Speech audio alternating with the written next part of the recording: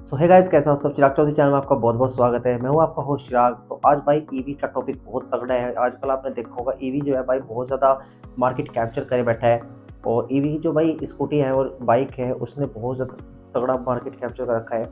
और अभी तक जो ईवी की कार है भाई उस पर लोग खरीद रहे हैं, बट उनके स्टेशन ना होने की वजह से भाई उन्हें बहुत ज़्यादा दिक्कतें होती है। जैसे उन्हें किसी लॉन्ग ड्राइव पे जाना है, कहीं लॉन्ग टूर पे जाना है, तो वो प्रेफर नहीं करते ईवी को चलाना। और वो ज़्यादातर भाई अपनी पेट्रोल या फिर डीजल का ही वाहन चलाते हैं। उसके पीछे का भाई रीज़न है क्योंकि स्टेशन नहीं है तो चार्ज कहाँ करेंगे। तो लेकिन हाँ, जो ईवी की स्कूटी है ना वो बहुत बेस्ट आजकल मार्केट को कैप्चर करे बैठी है। और मैं आज आपको बताने वाला हूँ दोस्तों, इस साल 2024 में जो टॉप 10 यहाँ पर टॉप मोस्ट स्कूटी बिकी है वो कौन कौन सी है। 10वें, 9वें, 8वें, 7वें, छठे, 5वें, चौथे, तीसरे, दूसरे, पहले, ये सारी की सारी आपको आज लिस्ट बताएंगे। जो नवंबर में कितनी बिकी और दिसंबर में कितनी बिकी, सारी स्कूटी का एक आपको चार्ट दे दिया जाएगा। और उसमें आपको पता लग जाएगा कि कौन सी स्कूटी कौन से नंबर पे चल रही है, कौन सी कंपनी कौन से नंबर पे चल रही है। तो चलिए वीडियो स्टार्ट।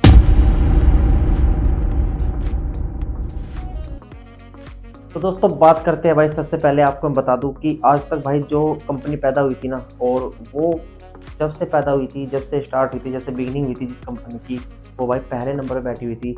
और आज उस कंपनी में क्या दिक्कत आ गई है कि वो आज पहले नंबर से तीसरे नंबर पर खिसक चुकी है।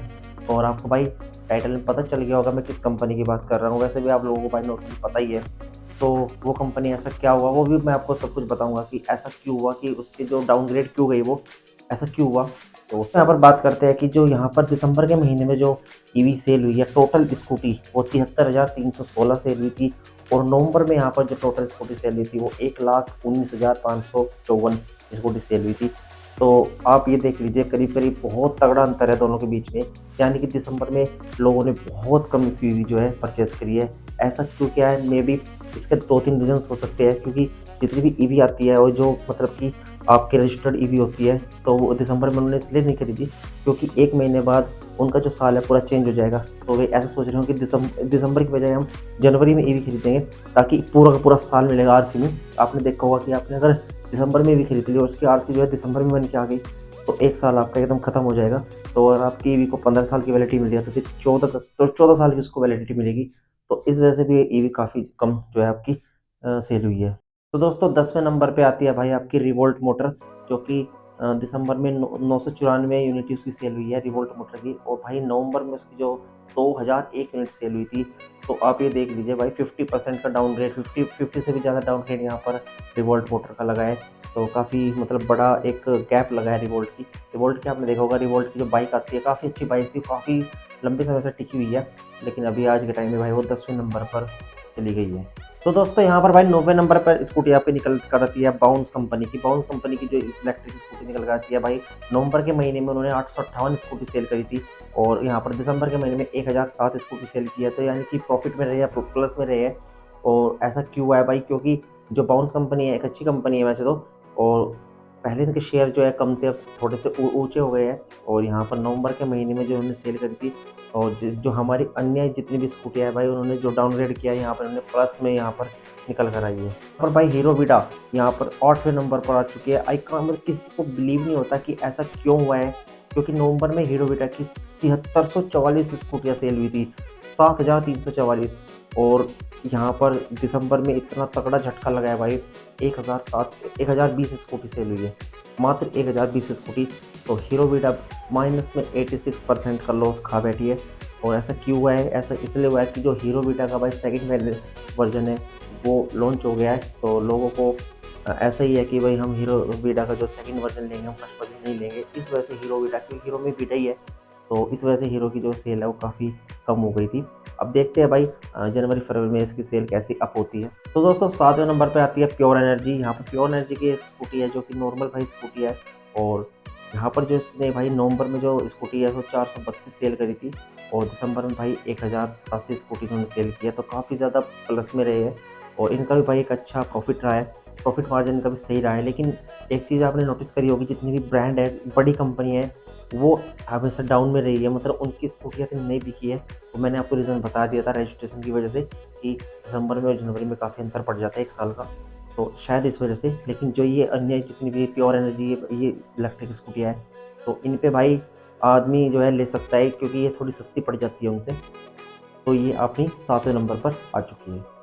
तो दोस्तों यहाँ पर छठे नंबर पर निकल कर आती है बीगोस कंपनी। बीगोस कंपनी की स्कूटी ठीक ठाक स्कूटी है, और नवंबर में जो इसकी सेल हुई थी वो 1878 हुई थी, और दिसंबर में इसकी जो सेल है वो 1100 यूनिट बिकी है। तो ये वे कंपनियाँ हैं जो एक नॉर्मल अपने मार्केट को एक बीच में लेकर बैठी है, और ना ज़्यादा अप होती ना ज़्यादा डाउन होती, एक बीच में कवर करके बैठी है, और जिसका मार्केट शेयर है वो भी डाउन हुआ है। यहाँ पर नवंबर में जिसकी जो सेल थी वो दिसंबर में काफ़ी कम हो गई है, आधे आधे 40-42% के आसपास कम हुई है। तो बिगोस जो है अपनी छठे नंबर पर आ गई है। तो दोस्तों 5वें नंबर भाई अपनी कंपनी बहुत ही मतलब कि एम्पियर है जो 5वें नंबर पर आई है, और भाई उसकी जो बाइक स्कूटी थी, जो नेक्सस स्कूटी आई थी, उन्होंने बहुत ही बढ़िया मार्केट को उठाया था, और एक भी तरह से ओला की, चेतक की या फिर टीवीएस iQube को टक्कर देने वाली एक स्कूटी निकाली थी। और उसका जो प्राइस था वो भी मतलब कि ज़्यादा इतना हाई नहीं था, 1,10,000 से 1,40,000 के आसपास इसमें वो सिमट चुकी थी। और फीचर्स भाई सेम थे जो ओला एथर में आते हैं भाई, सेम फीचर्स थे। स्पीड वगैरह भी 91 के आसपास उसकी टॉप स्पीड है, तो उन्होंने अपना मार्केट कैप्चर बढ़िया कर लिया, और सेल भी बहुत ही बढ़िया। तो दोस्तों नवंबर में जो उसकी सेल रही वो 4470 यहाँ पर सेल थी, और दिसंबर में भाई 2795 इसकी सेल रही। तो यानी कि थोड़ा डाउनग्रेड तो लगा, लेकिन ये मतलब कि बाकी जितनी भी हमारी स्कूटी है भाई उनसे काफ़ी बढ़िया इसका रिजल्ट निकल कर आया, और काफ़ी अच्छी स्कूटी बनाई थी नेक्सस, और नेक्सस की वजह से यहाँ पर जो एम्पियर का जो चार्ट है वो इतना उठा है। तो 5वें नंबर पर अपनी भाई एम्पियर यहाँ पर आ चुकी है। दोस्तों चौथे नंबर पर भाई अपनी एथर स्कूटी आ चुकी है, और आप जानते होंगे एथर की जितनी भी 450X है, 450S है, रिश्ता है, और काफ़ी ज़्यादा स्कूटियाँ है जो काफ़ी ज़्यादा ट्रेंडिंग में रहती है एथर। और एथर भाई अपनी इस स्कूटी को अपनी मजबूती के साथ यहाँ पर उतारती है, क्योंकि एल्यूमिनियम फ्रेम में आती है जो कि काफ़ी मजबूत है। और जब एथर बाइक अपनी स्कूटी लॉन्च करती है तो ऐसे नहीं देखती वो कि हमारी स्कूटी को हमें फीचर्स कितने देगी, वो अपनी स्कूटी को मजबूती करके 8 से 10 टास्क में टेस्ट करती है कि हमारी स्कूटी अगर वहाँ पर पास होगी तभी वो उसको आके निकालते हैं। तो एथर की स्कूटी भाई वैसे काफ़ी मजबूत होती है, और जो एथर की स्कूटी की भाई सेल है वो नवंबर में 12,000 समथिंग यहाँ पर सेल हुई थी, और कुछ 12,000 समथिंग हुई थी, और जो दिसंबर में 22 की सेल हुई थी वो 10,921 कुछ इतनी है। तो थोड़ा डाउनग्रेड लगा, लेकिन इतना नहीं लगा, काफ़ी मतलब कि बैलेंस रखा एथर ने अपने आप को, क्योंकि एथर भाई अपने आप एक बढ़िया ब्रांड है और एक बढ़िया स्कूटी निकालती है। लेकिन यहाँ पर कुछ डाउनग्रेड की वजह से एथर जो है चौथे स्थान पर रहती है, वो इसलिए क्योंकि एथर जो है अपनी स्कूटी के अंदर बहुत सी चीज़ें जो है वो एक्स्ट्रा पे करता है, एक्स्ट्रा पैसे लेता है, जैसे कि जीपीएस नेविगेशन के लिए एक्स्ट्रा पैसे लेता है, और वारंटी बढ़ाने के लिए एक्स्ट्रा पैसे लेता है। तो उस चीज़ को देखते हुए जो यहाँ पर जो राइडर है जो खरीदते हैं, जो स्कूटियाँ खरीदते हैं, वो दूसरी दूसरी स्कूटी की तरफ शिफ्ट हो जाते हैं, ना कि एथर लेते हैं।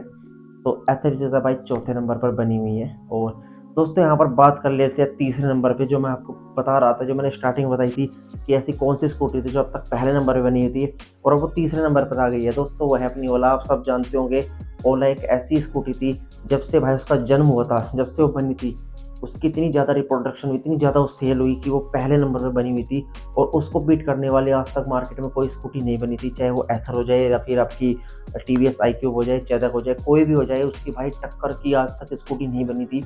और मे भी भाई कुछ रीजंस है जब वो तीसरे नंबर पर आई है। वो रीजन ये रहे क्योंकि एक तो उनकी भाई सर्विस आप सब जानते हो, अब सब ने देखा है कि सर्विस कैसे देती है ओला। ओला की जो सर्विस है काफ़ी घटिया सर्विस है, और घटिया घटिया इसलिए क्योंकि उनके पास बंदे नहीं है जो सर्विस कर दे। वैसे स्कूटी में कोई कमी नहीं है, स्कूटी बढ़िया है, लेकिन एक भाई टेक्निकल काम है, ख़राब हो जाता है, कोई भी पार्ट ख़राब हो जाता है, लेकिन उसका टाइम पे अगर वो ठीक ना हो तो भाई फिर चिंता करने वाली बात है। तो इसलिए भाई ओला तीसरे नंबर पर आ गया, लोग उसकी सेल जो है वो कम हो चुकी है। तो दोस्तों 29,252 स्कूटी यहाँ पर आपकी नवंबर में सेल हुई थी, और 13,000 समथिंग यहाँ पर स्कूटी आपकी दिसंबर में सेल हुई है। तो भाई यहाँ पर ओला को बहुत तगड़ा झटका मिला है, आपको 50 से भी ज़्यादा इसका परसेंटेज डाउन हुआ है। तो अ, ओला को भाई इस बात का पता होगा कि इतना तगड़ा डाउनग्रेड क्यों लगा है, और मैं आपको बता देता हूँ दोस्तों। जनवरी में भाई ओला की S1 प्रो का थर्ड जनरेशन आने वाला है, और कुछ बाइक आएगी जो जनवरी फरवरी में ही इसकी सेल आउट शुरू हो जाएगी।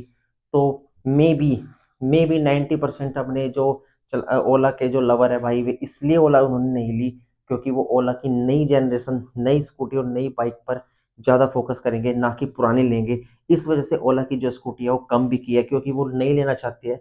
और उसके दो रीज़न है, एक तो रजिस्ट्रेशन मैंने आपको बताई है, और दूसरा रीज़न भाई ये है कि जनवरी में आपकी ओला S1 का थर्ड जनरेशन आने वाला है।